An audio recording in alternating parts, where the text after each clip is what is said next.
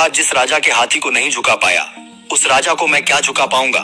सुनो स्वाभिमान की ज्वाला, महाराणा प्रताप की अमर गाथा, एक ऐसी कहानी जो रक्त में उबाल ला दे। सुनो ओ साहसी दिल वालों, यह कथा उस वीर की है जिसने घास की रोटियां खाई पर कभी अपने स्वाभिमान को नहीं झुकने दिया। यह गाथा उस शेर की है जिसकी तलवार ने न केवल शत्रुओं को बल्कि समय को भी चीर डाला। यह कहानी उस आग की है जो जंगलों में भूखी रातों में भी जलती रही और आज भी हमारे सीने में धधक रही है। क्या तुम तैयार हो उस राजा के साथ चलने को जिसने साम्राज्य की लालच को ठुकराया और अपने घोड़े की टापों से इतिहास की धरती पर अमर रेखा खींच दी? क्या तुम सुनना चाहोगे उस युद्ध की कथा जहां खून की नदियां बहीं पर आत्मा अडिग रही? अगर हाँ तो अपने दिल को थाम लो, क्योंकि यह कहानी सिर्फ एक राजा की नहीं बल्कि स्वाभिमान की अनंत ज्वाला की है। इस गाथा में छिपा है रहस्य जो तुम्हें सोचने पर मजबूर कर देगा। हर कदम पर सस्पेंस, हर पल में रोमांच और हर शब्द में एक ऐसी आग जो तुम्हारे रोंगटे खड़े कर देगी। तो आओ चलें उस दौर में जब एक योद्धा ने अपने खून से लिखा, स्वतंत्रता की कीमत जान भी हो तो सस्ती है। स्वाभिमान की ज्वाला का प्रारंभ, कुंभलगढ़ का किला, 9 मई 140। उस दिन आकाश में बादल गरज रहे थे, मानो स्वयं इंद्रदेव किसी महान आत्मा के आगमन का स्वागत कर रहे हों। रात का सन्नाटा केवल तारों की चमक और हवा की सनसनाहट से भरा था। किले की ऊंची दीवारों के बीच माता जयवंती बाई ने एक पुत्र को जन्म दिया। उसका नाम रखा गया प्रताप। सिसोदिया वंश के उदय सिंह के पुत्र में कुछ तो बात थी। एक दिन जयवंती बाई अपने बेटे को गोद में लेकर किले की प्राचीर पर खड़ी थी। सामने फैला था मेवाड़ का विशाल साम्राज्य, अरावली की पहाड़ियां, घने जंगल और उनमें बसे गांव। प्रताप, उन्होंने धीरे से कहा, यह माटी तुम्हारी माँ है, इसे कभी झुकने मत देना। छोटा प्रताप, जो अभी बोलना भी नहीं सीखा था, अपनी माँ की आंखों में देखकर मुस्कुराया, मानो उसने यह वचन उसी क्षण स्वीकार कर लिया हो। उसकी आंखों में बचपन से ही एक चिंगारी थी जो न केवल मेवाड़ की माटी की रक्षा करने वाली थी बल्कि इतिहास के पन्नों को भी स्वर्णिम अक्षरों से लिखने वाली थी। छोटा प्रताप कोई साधारण बालक नहीं था। जहां अन्य राजकुमार खिलौनों से खेलते, वहां प्रताप अपने पिता महाराणा उदय सिंह के साथ तलवार की धार पर उंगलियां फिराता।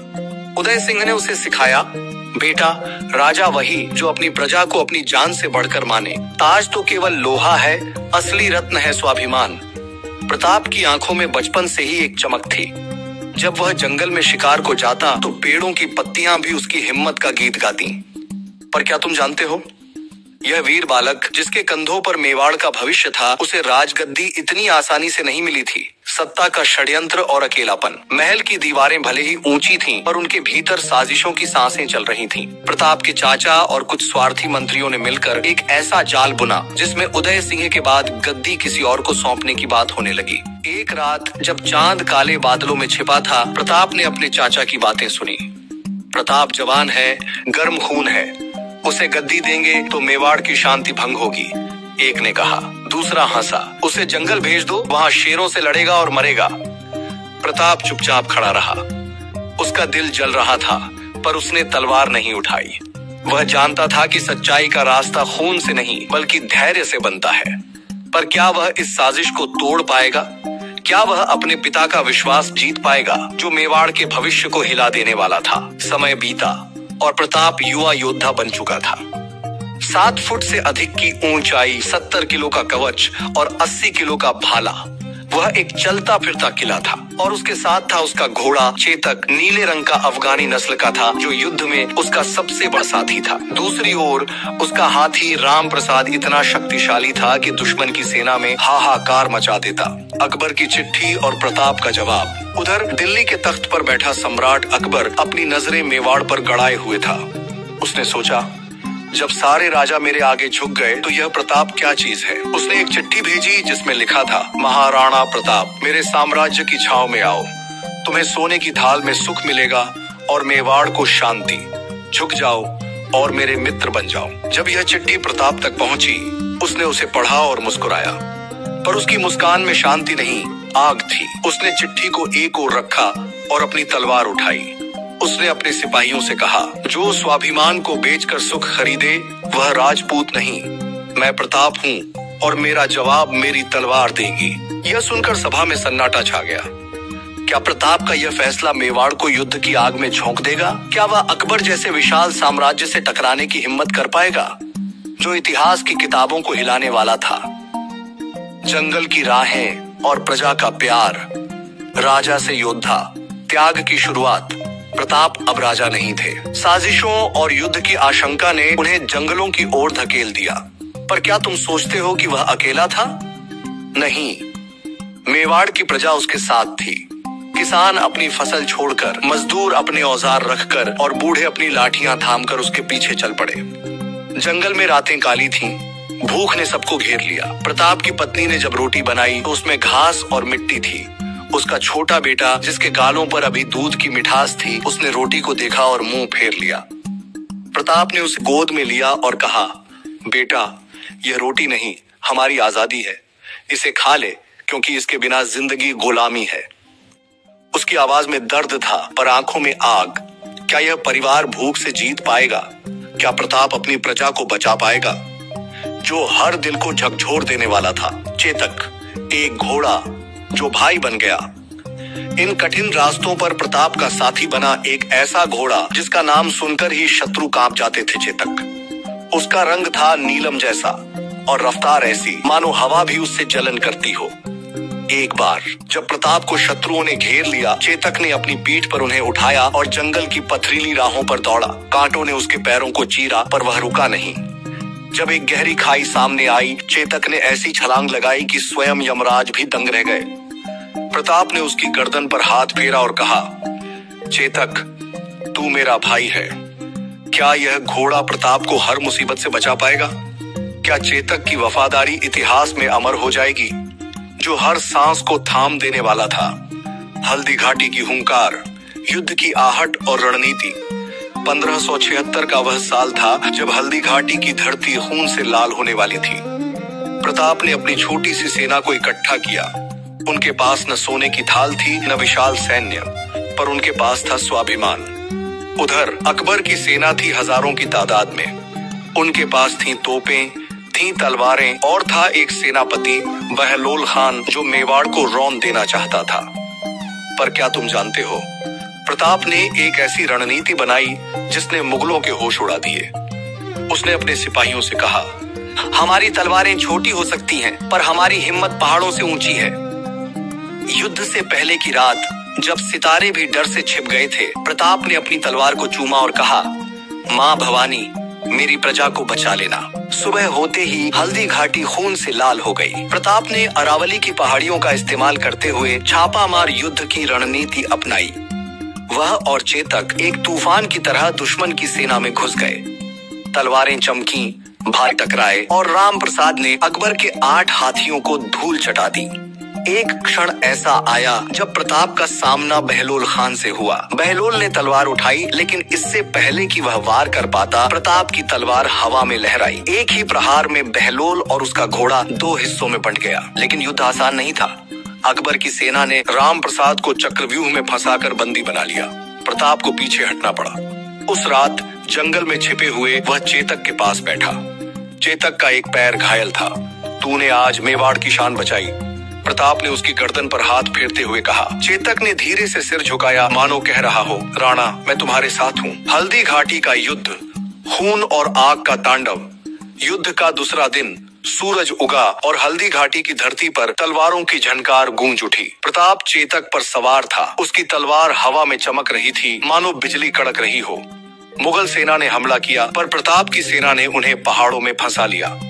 एक पल ऐसा आया जब प्रताप का सामना मुगल सेनापति से हुआ। दोनों की तलवारें टकराईं और चिंगारियां उड़ी, पर तभी एक तीर आया जो प्रताप के कंधे को चीर गया। चेतक ने उसे वहां से निकाला, पर क्या वह बच पाएगा? क्या यह युद्ध मेवाड़ की हार बन जाएगा, जो इतिहास की सांसों को रोक देने वाला था? अकबर की सेना ने प्रताप को घेर लिया। वह अकेले पड़ गए थे। तभी चेतक ने एक करिश्मा किया। अपने घायल पैर के बावजूद उसने 28 फीट गहरा नाला पार कर प्रताप को सुरक्षित स्थान पर पहुंचाया। लेकिन यह छलांग चेतक की आखिरी छलांग थी। वह जमीन पर गिर पड़ा और उसने अपने प्राण त्याग दिए। प्रताप की आंखों से आंसू बह निकले। चेतक, तू मेरा भाई था, उसने कहा और अपनी तलवार को और मजबूती से पकड़ा। उसने संकल्प लिया, मेवाड़ झुकेगा नहीं, चाहे मैं अकेला रह जाऊं, पर यह माटी अकबर को नहीं दूंगा। उसी समय बीकानेर के राजा पृथ्वीराज राठौड़ का एक पत्र आया।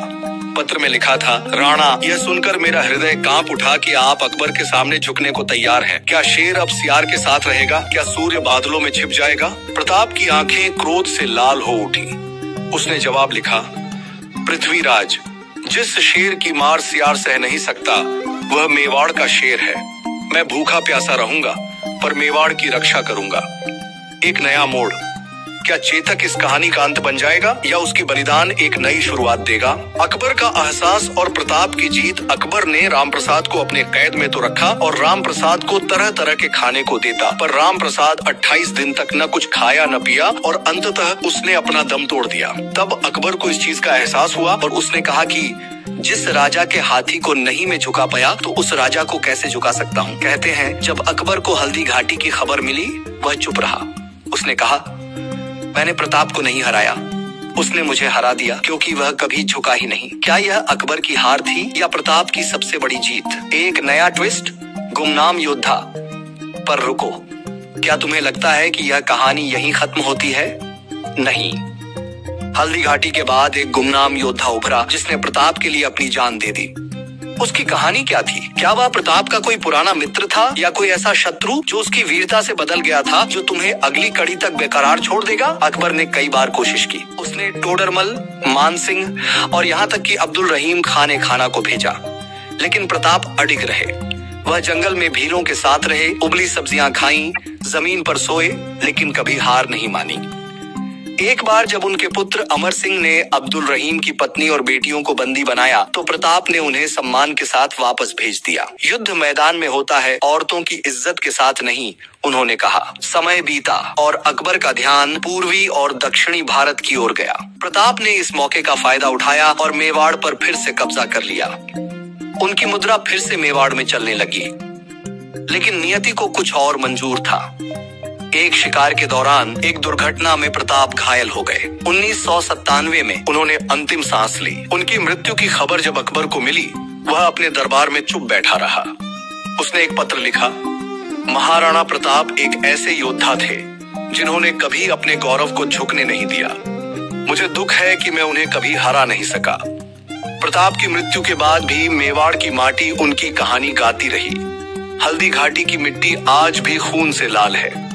चेतक और राम प्रसाद की गाथाएं लोक गीतों में बनी रहीं और प्रताप, वह केवल एक राजा नहीं, एक प्रतीक बन गए। स्वाभिमान, साहस और एकता का प्रतीक। स्वाभिमान की ज्वाला कभी नहीं बुझती। यह थी उस वीर की कहानी जिसने भूख को गले लगाया पर गुलामी को ठुकराया। यह थी उस राजा की गाथा जिसने अपने खून से लिखा, स्वतंत्रता ही जीवन है। पर यह कहानी यहीं खत्म नहीं होती। अगली कड़ी में जानो चेतक की आखिरी सांस का रहस्य, वह गुमनाम योद्धा जिसने सब कुछ बदल दिया। और क्या प्रताप मेवाड़ को वापस जीत पाएगा? उसके लिए तुम्हें हमारे चैनल को सब्सक्राइब करना होगा और ऑल बेल आइकॉन को दबाना होगा। और अगर ये वीडियो पसंद आई हो तो एक लाइक तो बनता है यार। प्लीज कमेंट करके बता दिया करो जानकारी कैसी लगी। और हाँ दोस्तों, अगर तुम्हारे सीने में भी स्वाभिमान की आग जल रही है तो इस कहानी को अपने दिल में बसा लो। और हाँ, अगली कड़ी के लिए तैयार रहो, पर उसके लिए आप मेरे चैनल को सब्सक्राइब जरूर करें। और जानकारी अगर पसंद